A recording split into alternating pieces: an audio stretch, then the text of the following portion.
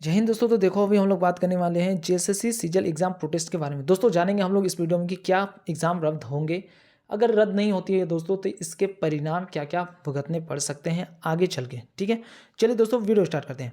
देखो दोस्तों, ये जब दोस्तों 26 तारीख को इन्हें जब डेलीगेट्स के लिए बुलाया गया था, उसके बाद में वहाँ पे बात नहीं बनी। छात्रों का फाइनली दोस्तों प्रोटेस्ट हुआ 30 सितंबर को। 30 सितंबर को प्रोटेस्ट हुए। नो डाउट्स वहाँ पे भी क्या हुआ, सारे एस्पिरेंट ने देखा, जो भी वहाँ पे मौजूद थे, इतनी बड़ी जो भीड़ थी वहाँ पे भी दोस्तों बात नहीं बनी। जो भी चीज़ें थी उन्होंने साफ बता दिया कि वो उनकी जो बातें थी उन्हें अच्छे से रखने नहीं दिया गया और जो जेएसएससी थी अपने मनमाने पे अड़ गई।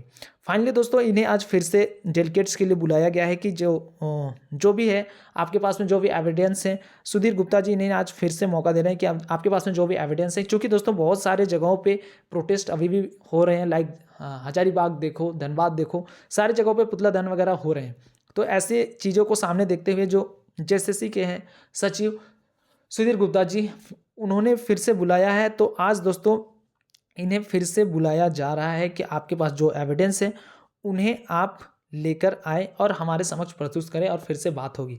तो मे भी चांस है आज कुछ अच्छा न्यूज़ देखने को मिले शाम में। लेकिन दोस्तों मैं चाहूँगा कि इस बार जैसे कि जो डेलीगेट्स की जो टीम गई थी ना, उस वक्त बात कैसे करनी चाहिए थी। जैसे उस दिन जो गए, नो डाउट्स दोस्तों 5 मिनट के बाद को इन्होंने 1.5 घंटा घुमाया। अब 1.5 घंटा में वहाँ पे एक चीज़ हो सकती थी, जो एविडेंस थे उन्हें साथ में प्ले करके, जो सीडीज़ वगैरह थे, जो भी वीडियोज़ वगैरह थे, उन्हें साथ में प्ले करके इन्हें दिखाना चाहिए था। उसके बाद में काउंटर क्वेश्चन करे जा सकते थे, लेकिन ऐसा हुआ नहीं। गए और सिर्फ बातें वगैरह हुई और जो जेएसएससी के जो सचिव थे उन्होंने सिर्फ यही बोला कि आपके जो सीडीज़ वगैरह हैं वो सारे खाली हैं, वो भी अपने बात पे अड़ गए। फाइनली आज फिर से बात करने के लिए बुलाया गया है इन्हें। तो मैं चाहूँगा कि आज जो हो डेलीगेट्स वो कुछ इस आधार पे हो, जैसे लाइक 2-3 बजे के अप्रोक्स में है डेलीगेट्स चले जाएंगे जो वहाँ पे बात करेंगे। तो वहाँ पे जाएं और ये जो आपके पास जो एविडेंस है उन्हें प्रॉपर तरीके से साथ में दिखाते हुए उन पर फिर से काउंटर क्वेश्चन किए जाएं जेएसएससी को। तब सारी चीज़ें अच्छी तरीके से निकल के सामने आ जाएंगी कि हाँ यहाँ पे फॉल्ट हुआ है। अगर इस आधार पे, जैसे उन्होंने कहा दोस्तों कि जो आपके पास में एविडेंस है, जैसे उस दिन जो बताए कि वो जो वीडियोस वगैरह थे वो उस वक्त के नहीं थे। तो जैसे जैसे वो बोली जेएसएससी, आप साथ में वो वीडियोस वगैरह दिखाते जाएं और उसी के आधार पर आप काउंटर क्वेश्चन करते जाएं। जेएसएससी अपना तर्क रखेगी, आप लोग अपना तर्क रखें। तो मे भी चांस है कि साथ बात बनने के ज़्यादा चांसेस रहेंगे, क्योंकि उस दिन मौका नहीं मिले और जो 1.5 घंटे बस हुई, बस कोई कंक्लूजन निकल के सामने नहीं है। देखो दोस्तों, आज जब ये गए, दूसरी बात मैं कहना चाहूँगा कि जो एस्पिरेंट, चूँकि दोस्तों अभी सबसे बड़ा है कि अगर इतने बड़ी संख्या में अगर जो एस्पिरेंट प्रोटेस्ट कर रहे हैं तो कहीं ना कहीं धांधली हुई है। अब इसके पहले जो प्रोटेस्ट हुए थे, जैसे लाइक जो जनवरी में जो एग्ज़ाम हुए थे, वहाँ पे दोस्तों सारी चीज़ें क्लियर हो गई थी। वहाँ पे बहुत ज़्यादा मतलब देखने को मिल गया था ऐसे। बट इस बार इंटरनेट वगैरह बंद थे तो ऐसी चीज़ें सामने नहीं आई। फिर भी कुछ ना कुछ चीज़ें सामने निकल के आई और धीरे धीरे ये सामने निकल के आते चले गए। तो कुछ कहीं ना कहीं कुछ तो गड़बड़ियाँ हुई होंगी, इसीलिए जो बच्चे थे, जो भी एग्ज़ाम प्रोटेस्ट वाले थे, वो सारे एस्पिरेंट भीड़ में कूद गए।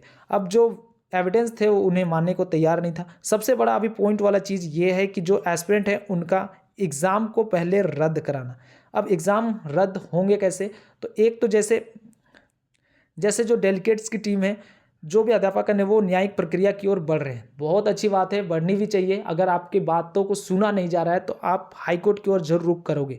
नो डाउट्स यहाँ जो झारखंड में जो एसआईटी की जो टीम है वो अपनी तरीके से जांच किया और उन्होंने अपना रिपोर्ट सौंप दिया कि नहीं, कुछ भी चीज़ें, सारी चीज़ें हैं, सारी चीज़ें ठीक है, कुछ भी दिक्कत वगैरह नहीं है।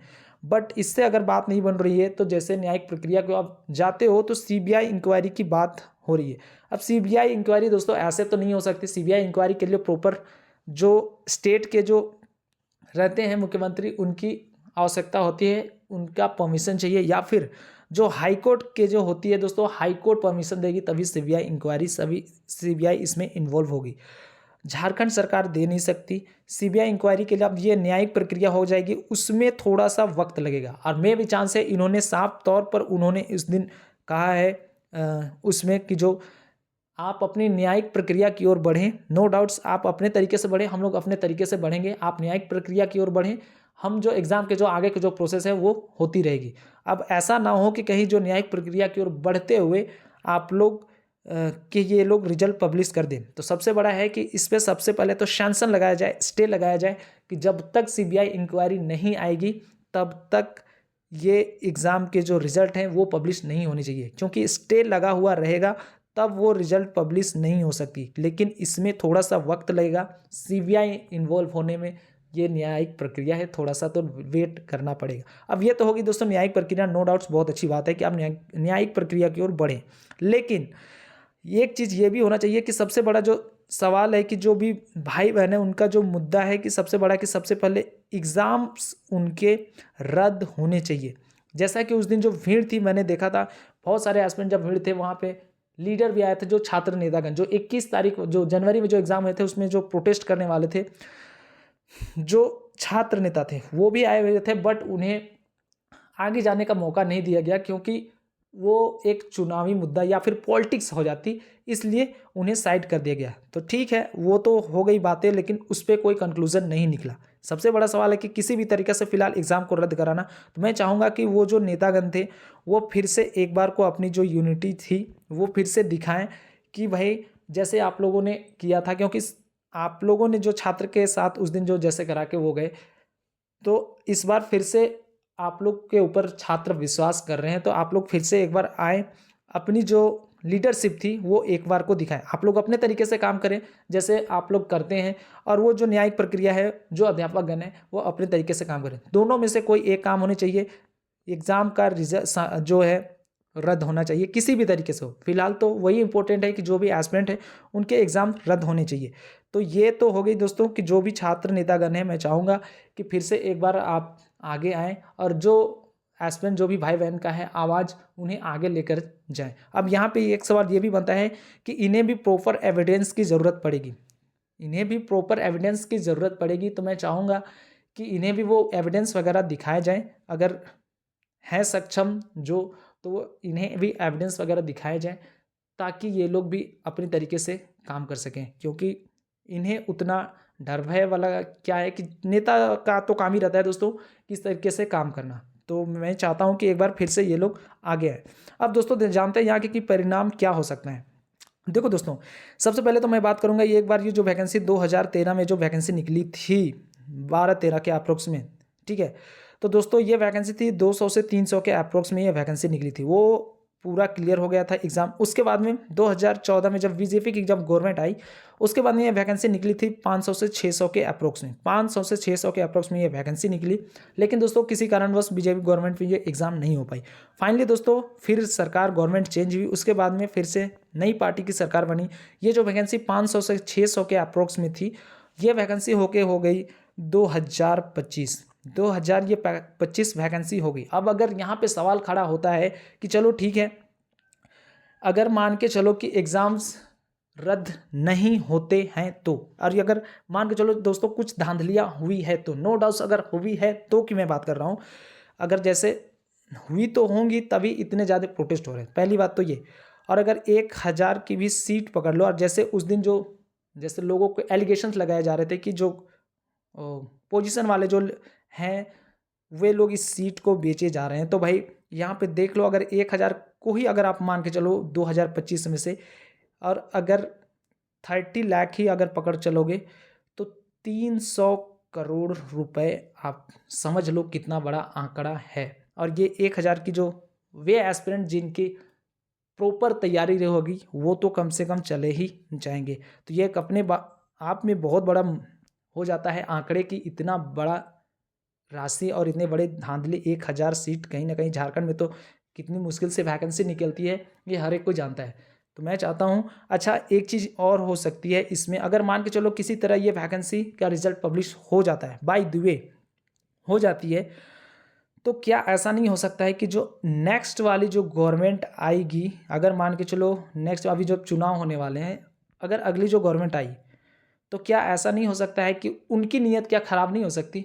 ये भी हो सकती है दोस्तों, उनके नीयत भी ख़राब हो सकते हैं। तो ये जैसे चल रहा है ना कि जैसे उस गवर्नमेंट में ऐसा किया, अगली वाली जो गवर्नमेंट आएगी, बाय द वे अगर ये गवर्नमेंट नहीं हुई तो उनके मन में भी ये संशय बनेगा, ज़रूर बनेगा कि कहीं ना कहीं मैं भी टारगेट करूं। और अगर मान के चलो ये वैकेंसी अभी 2025 पे है, 2025 पे वैकेंसी है, देख लेना अगर ये वैकेंसी अभी अगर रिजल्ट पब्लिश हो जाती है ना, तो आने वाले कम से कम 5-6 साल या फिर 8-10 साल भी जोड़ लो, वहाँ पे वैकेंसी आप लोग को देखने को नहीं मिलेगी जेएसएससी सीजीएल की। 5-6 साल मैं बहुत कम बोल दिया, कम से कम आपको 30 साल आपको लग जाएंगे, क्योंकि दोस्तों इतनी ज़्यादा संख्या में जेएसएससी सीजीएल के ऊपर अगर वैकेंसी आती है तो अपने आप में ये बहुत बड़ा आंकड़ा हो जाएगा। तो आगे आने वाली जो वैकेंसी है दोस्तों, ये बहुत दिनों बाद देखने को मिलेंगे।